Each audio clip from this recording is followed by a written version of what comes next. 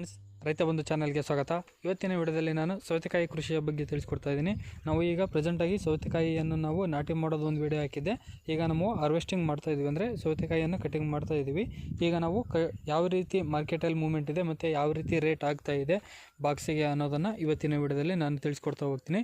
ನೀವು ನೋಡ್ತಾ ಇರ್ಬೋದು, ಇಲ್ಲಿ ನಾವು ಸೌತೆಕಾಯಿ ಕಟಿಂಗ್ ಮಾಡಿ ಬಾಕ್ಸನ್ನು ಪ್ಯಾಕಿಂಗ್ ಮಾಡ್ತಾ ಇದ್ದಾರೆ.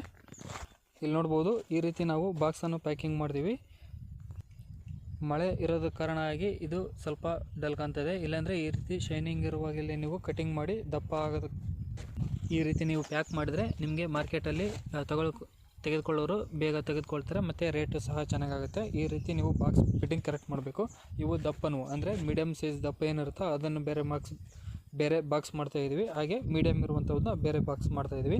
ನೀವೇನಾದರೂ ಏಕೆ ಹಾಕಿದ್ರೆ ಅಂದರೆ ಮಾರ್ಕೆಟಲ್ಲಿ ರೇಟ್ ಕಡಿಮೆ ಆಗುತ್ತೆ, ತೆಗೆದುಕೊಳ್ಳೋರು ಹಿಂದೆ ಮುಂದೆ ನೋಡ್ತಾರೆ. ಹಾಗಾಗಿ ಸಾಧ್ಯವಾದಷ್ಟು ಈ ರೀತಿ ಡಿವೈಡ್ ಮಾಡಿ ನೀವು ದಪ್ಪ ಇರೋವನ್ನು ಸೈಡ್ ಮಾಡಿ, ಚೆನ್ನಾಗಿರೋ ಮಾತ್ರ ಬೇರೆ ಬಾಕ್ಸ್ ಮಾಡಿ ಈ ರೀತಿ ಬಾಕ್ಸ್ ಮಾಡಬೇಕು. ಮತ್ತು ಅದಾದಮೇಲೆ ಈ ರೀತಿ ನಾವು ಮೇಲೆ ಪೇಪರ್ ಹಾಕ್ತೀವಿ. ಯಾಕಂದರೆ ಬಾಕ್ಸ್ಗಳನ್ನು ಟೆಂಪೋದಲ್ಲಿ ಮೇಲೆ ಓಡ್ತಾರಲ್ಲ, ಆವಾಗ ನಮಗೆ ಕಾಯಿ ಡ್ಯಾಮೇಜ್ ಆಗಬಾರ್ದು ಮತ್ತು ಶೈನಿಂಗ್ ಹೋಗ್ಬಾರ್ದು ಅಂತಂದು ಈ ರೀತಿ ಮೇಲೆ ಪೇಪರನ್ನು ಹಾಕಿ ಕವರ್ ಮಾಡ್ತೀವಿ.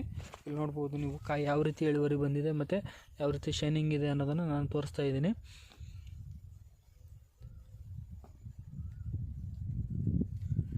ಈ ರೀತಿ ಈ ಸೈಜ್ ಇದ್ದಾಗಲೇ ನೀವು ಕಟಿಂಗ್ ಮಾಡಿ ಬಾಕ್ಸ್ ಮಾಡಿದ್ರೆ ಒಳ್ಳೆ ರೀತಿಯಲ್ಲಿ ಹೋಗುತ್ತೆ. ಈಗ ಪ್ರೆಸೆಂಟಾಗಿ ಮಾರ್ಕೆಟಲ್ಲಿ ಬಂದುಬಿಟ್ಟು ನಿಮಗೆ ಅಂದರೆ ಕೆಲವೊಂದು ಮಾರ್ಕೆಟಲ್ಲಿ ಡಿಮ್ಯಾಂಡ್ ಇದೆ, ಇನ್ನು ಕೆಲವೊಂದು ಮಾರ್ಕೆಟಲ್ಲಿ ಕಡಿಮೆ ಇದೆ. ಯಾಕಂದರೆ ಇದು ಮಾರ್ಕೆಟ್ ಮೇಲೆ ಡಿಪೆಂಡ್ ಆಗುತ್ತೆ. ನಾವು ಮಾರ್ಕೆಟಿಗೆ ಹೋಗೋದು ಇಲ್ಲಿ ನಮಗೆ ಹುಬ್ಬಳ್ಳಿಗೆ ಹೋಗ್ತೀವಿ, ಮತ್ತು ಹಾಗೆ ಮುಂಡ್ರಿಗಿ ಮಾರ್ಕೆಟಿಗೆ ಹೋಗ್ತೀವಿ, ಹಾಗೆ ಗದಗ ಮಾರ್ಕೆಟ್ಗೆ ಹೋಗ್ತೀವಿ.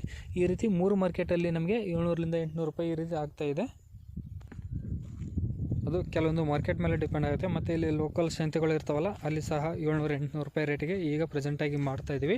15-20 ಬಾಕ್ಸ್ ಸಿಗ್ತಾವೆ. ಈಗ 1-2 ಸಲ ಕಟಿಂಗ್ ಮಾಡಿದ್ವಿ, ಈಗ 3ನೇ ಸಲ ಅಲ್ಲಿ ಕಟಿಂಗ್ ಮಾಡ್ತಾಯಿದ್ದಾರೆ. ನೀವು ನೋಡ್ತಾ ಇರ್ಬೋದು, ಇದು ನಮ್ಮದು ಪ್ಲ್ಯಾಂಟ್ ತೋರಿಸ್ತಾ ಇರೋದು ನಿಮಗೆ. ಇಳುವರಿ ಹೇಗಿದೆ ನೋಡಿ. ಇನ್ನು ಕೆಲವೊಂದು ಈಚೆಗಳು ಈಗ ಸ್ಟಾರ್ಟ್ ಆಗ್ತಾಯಿದೆ. ನೆಕ್ಸ್ಟು 30-40 ಬಾಕ್ಸ್ ಮಾತ್ರ ಇಳುವರಿನೂ ಸಹ ಸಿಗ್ಬೋದು ಅಂತ ಅಂದ್ಕೊಂಡಿದ್ದೀವಿ. ಇಲ್ಲಿ ತೋರಿಸ್ತಾ ಇದ್ದೀನಿ ನೋಡಿ. ಆದರೂ ಈ ವರ್ಷ ಸ್ವಲ್ಪ ರೋಗ ಅನ್ನೋದು ಕಡಿಮೆ ಇದೆ, ಹಾಗಾಗಿ ಔಷಧಿ ಸಹ ಕಡಿಮೆ ಹೊಡೆಸ್ಕೊಂಡಿದೆ. ಹಿಂದಿನ ಸಲ ರೋಗ ಜಾಸ್ತಿ ಇದ್ದದಕ್ಕೆ ಔಷಧಿ ಜಾಸ್ತಿ ಹೊಡಿತಿದ್ವಿ. ಈ ಸೌತೆಕಾಯಿ ಖರ್ಚಲ್ಲಿ ನಿಮಗೆ ಭಾಳ ಖರ್ಚೇನು ಬರೋಲ್ಲ. ನೀವು 8-10 ಸಾವಿರದಲ್ಲಿ ಖರ್ಚಲ್ಲಿ ನೀವು ಈ ಸೌತೆಕಾಯಿಯಲ್ಲಿ ಆರಾಮ ಆದಾಯವನ್ನು ಪಡ್ಕೊಳ್ಬಹುದಾಗಿರುತ್ತೆ. ಹಾಗಾಗಿ ಈ ಸೌತೆಕಾಯಿ ಕೃಷಿಯನ್ನು ಮಾಡೋದು ತುಂಬ ಮುಖ್ಯ ಮತ್ತು ಹೆಚ್ಚಿನ ಆದಾಯವನ್ನು ಸಹ ಮಾಡ್ಕೊಳ್ಬೋದು. ಈಗ 700-800 ರೂಪಾಯಿ ಬಾಕ್ಸ್ ಆಗ್ತಾಯಿದೆ. ನೀವೇ ಲೆಕ್ಕ ಮಾಡಿ ಯಾವ ರೀತಿ ನಿಮಗೆ ಆದಾಯ ಬರುತ್ತೆ, ಮತ್ತು ಖರ್ಚು ಸಹ ತುಂಬ ಕಡಿಮೆ ಇರುತ್ತೆ. ಹಾಗಾಗಿ ಈ ಸೌತೆಕಾಯಿ ಕೃಷಿಯನ್ನು ನೀವು ಮಾಡೋದ್ರಿಂದ ಹೆಚ್ಚಿನ ಆದಾಯವನ್ನು ಪಡ್ಕೊಳ್ಬೋದಾಗಿರುತ್ತೆ. ಹಾಗೆ ಇನ್ನೊಂದು ಆಳಿನ ಸಮಸ್ಯೆ ಇದ್ದಲ್ಲಿ ಇದನ್ನು ಮಾಡಿದ್ರೆ ತುಂಬ ಕಷ್ಟ ಆಗುತ್ತೆ. ಆಳು ನಿಮಗೆ ಸಿಗ್ತಾರೆ, ಸಾಯಂಕಾಲ ಬಂದು ನಮಗೆ ಬರೆದು ಕೊಡ್ತಾರೆ ಅನ್ನಂಗಿದ್ರೆ ಈ ಕೃಷಿಯನ್ನು ಮಾಡಬೇಕಾಗುತ್ತೆ. ಇಲ್ಲಾಂದರೆ ಆಳಿಗೆ ತುಂಬ ಕಷ್ಟಪಡಬೇಕಾಗುತ್ತೆ.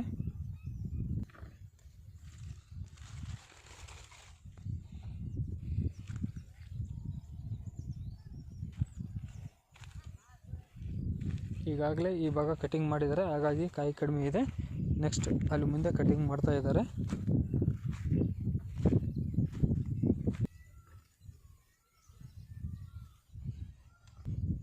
ಈ ರೀತಿ ನೀವೇನಾದರೂ ಕಂಟಿನ್ಯೂ ತರಕಾರಿ ಮಾಡ್ತೀರಿ ಅನ್ನೋದಾದರೆ, ಯಾವುದೇ ತರಕಾರಿ ಆಗಿರ್ಬೋದು, ಅಂದರೆ ಹೂವಿಂದ ಅರಳಿ ನಿಮಗೆ ಕಾಯಿ ಬಿಡುವಂಥ ಯಾವುದೇ ತರಕಾರಿ ಆಗಿರ್ಬೋದು, ಅವರು ಹೊಲದಲ್ಲಿ ಜೇನುಹುಳ ಪೆಟ್ಟಿಗೆಯನ್ನು ಹಾಕೋದ್ರಿಂದ ಇನ್ನೂ ಹೆಚ್ಚಿನ ಇಳುವರಿಯನ್ನು ಪಡ್ಕೊಳ್ಬೋದು. ಯಾಕೆಂದರೆ ಮಕರಂದ ಇರೋದ್ರಿಂದ ಹೆಚ್ಚು ನಿಮಗೆ ಇಳುವರಿ ಕುಂದಿರುತ್ತೆ.